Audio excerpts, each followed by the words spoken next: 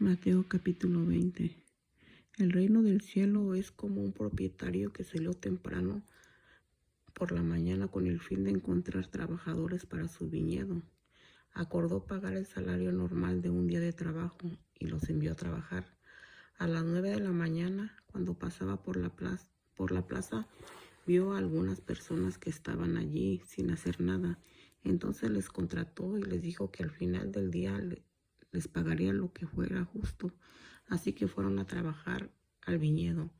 El propietario hizo lo mismo al mediodía y a las 3 de la tarde.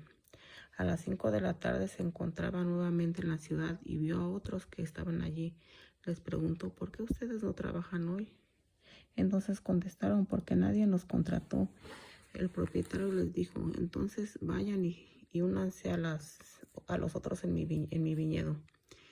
Aquella noche le dijo al capataz que llamara a los trabajadores y les pagara, comenzando por los últimos que habían contratado. Cuando recibieron su pago, los que habían sido contratados a las 5 de la tarde, cada uno recibió el salario por una jornada completa. Cuando los que habían sido contratados primero llegaron a recibir su paga, supusieron que recibirían más, pero a ellos también se les pagó el salario de un día. Cuando recibieron la paga, protestaron contra el propietario. Aquellos trabajaron solo una hora, sin embargo, se les ha pagado lo mismo que a nosotros que trabajamos todo el día bajo el intenso calor. Él le respondió a uno de ellos: amigo, no he sido injusto. ¿Acaso tú no acordases conmigo que trabajarías todo el día por el salario acostumbrado? Toma tu dinero y vete. Quise pagarle a ese último trabajador lo mismo que a ti. ¿Acaso es contra la ley que yo haga lo que quiero con mi dinero? ¿Te pones celoso porque soy bondadoso con otros? Así que los que ahora son últimos, ese día serán los primeros, y los primeros serán los últimos. Mientras Jesús subía a Jerusalén, llevó a los 12 discípulos aparte y les contó en privado lo que iba a suceder. Escuchen, les dijo: subimos a Jerusalén, donde el Hijo del Hombre será traicionado y entregado a los principales sacerdotes y a los maestros de la ley religiosa. Lo condenarán a muerte. Luego lo entregarán a los romanos para que se burlen de él, lo azoten con un látigo y lo crucifiquen. Pero al tercer día se levantará de los muertos. Entonces la madre de Santiago y de Juan, hijos de Zebedeo, se acercó con sus hijos a Jesús, se arrodilló respetuosamente para pedirle un favor. ¿Cuál es tu petición?, le preguntó Jesús. La mujer le contestó: te pido por favor que permitas que en tu reino mis 2 hijos se sienten en lugares de honor a tu lado, uno a tu derecha y el otro a tu izquierda. Jesús le respondió: no saben lo que piden. ¿Acaso pueden beber de la copa amarga de sufrimiento que yo estoy a punto de beber? Claro que sí, contestaron ellos, podemos. Es cierto, beberán de mi copa amarga, pero no me corresponde a mí decir quién se sentará a mi derecha o a mi izquierda. Mi Padre preparó esos lugares para quienes Él ha escogido. Cuando los otros 10 discípulos oyeron lo que Santiago y Juan habían pedido, se indignaron.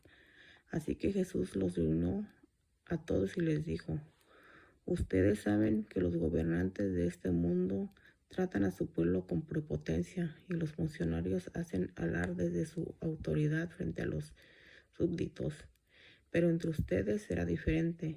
El que quiera ser líder entre ustedes deberá ser sirviente, y el que quiera ser el primero entre ustedes deberá convertirse en esclavo.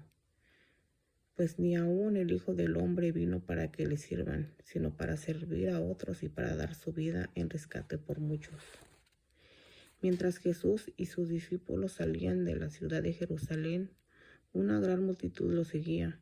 2 hombres ciegos estaban sentados junto al camino. Cuando oyeron que Jesús venía en dirección a ellos, comenzaron a gritar: Señor, Hijo de David, ten compasión de nosotros. Cállense, les gritó la multitud. Sin embargo, los dos ciegos gritaban aún más fuerte: Señor, Hijo de David, ten compasión de nosotros. Cuando Jesús los oyó, se detuvo y los llamó. ¿Qué quieren que haga por ustedes? Señor, dijeron, queremos ver. Jesús se compadeció de ellos y les tocó los ojos. Al instante pudieron ver. Luego lo siguieron. Capítulo 21. Mientras Jesús y los discípulos se acercaban a Jerusalén, llegaron a la ciudad de Betfagé, en el monte de los Olivos. Jesús mandó a dos de ellos que se adelantaran. Vayan a la aldea que está allí, les dijo. En cuanto entren, verán a una burra atada junto con su cría. Desaten a los dos animales y tráiganmelos.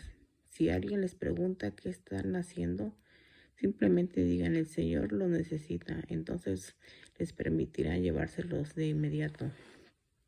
Eso ocurrió para que se cumpliera la profecía que decía: dile a la gente de Jerusalén: mira, tu rey viene hacia ti. Es humilde y llegará montado en un burro, montado en la cría de una burra. Los dos discípulos hicieron tal como Jesús les había ordenado. Llevaron la burra y su cría, pusieron sus prendas sobre la cría y Jesús se sentó allí. De la multitud presente, la mayoría tendió sus prendas sobre el camino delante de él, y otros cortaron ramas de los árboles y las extendieron sobre el camino. Jesús estaba en el centro de la procesión y toda la gente que lo rodeaba gritaba: alaben a Dios por el Hijo de David, bendiciones al que viene en el nombre del Señor. Alaben a Dios en el cielo más alto. Toda la ciudad de Jerusalén estaba alborotada a medida de que Jesús entraba. ¿Quién es este?, preguntaban, y las multitudes contestaban: es Jesús, el profeta de Nazaret de Galilea. Jesús entró en el templo y comenzó a echar a todos los que compraban y vendían animales para el sacrificio. Volcó las mesas de los cambistas y las sillas de los que vendían palomas, y les dijo: las escrituras declaran: mi templo será llamado casa de oración, pero ustedes lo han convertido en una cueva de ladrones. Los ciegos y los cojos se acercaron a Jesús en el templo y él los sanó. Los principales sacerdotes y los maestros de la ley religiosa vieron esos milagros maravillosos y oyeron que hasta los niños en el templo gritaban: alaben a Dios por el Hijo de David. Sin embargo, los líderes estaban indignados. Le preguntaron a Jesús: ¿oyes lo que dicen estos niños? Sí, contestó Jesús. ¿No han leído las escrituras? Pues dice: a los niños y a los bebés les has enseñado a darte alabanza. Luego regresó a Betania, donde pasó la noche. Por la mañana, cuando Jesús regresaba a Jerusalén, tuvo hambre y vio que había una higuera junto al camino. Se acercó para ver si tenía higos, pero solo había hojas. Entonces le dijo: que jamás vuelva a dar frutos. De inmediato la higuera se marchitó. Al ver eso, los discípulos quedaron asombrados y le preguntaron: ¿cómo se marchitó tan rápido la higuera? Entonces Jesús les dijo: les digo la verdad, si tienen fe y no dudan, pueden hacer cosas como esta y mucho más. Hasta pueden decirle a esta montaña: levántate y échate al mar, y sucederá. Ustedes pueden orar por cualquier cosa, y si tienen fe, la recibirán. Cuando Jesús regresó al templo y comenzó a enseñar, se le acercaron los principales sacerdotes y los ancianos. ¿Con qué autoridad haces todas estas cosas?, le reclamaron. ¿Quién te dio el derecho? Les diré con qué autoridad hago estas cosas si me contestan una pregunta, respondió Jesús. La autoridad de Juan para bautizar, ¿provenía del cielo o era meramente humana? Ellos discutieron el asunto unos con otros. Si decimos que provenía del cielo, nos preguntará por qué no le creímos a Juan.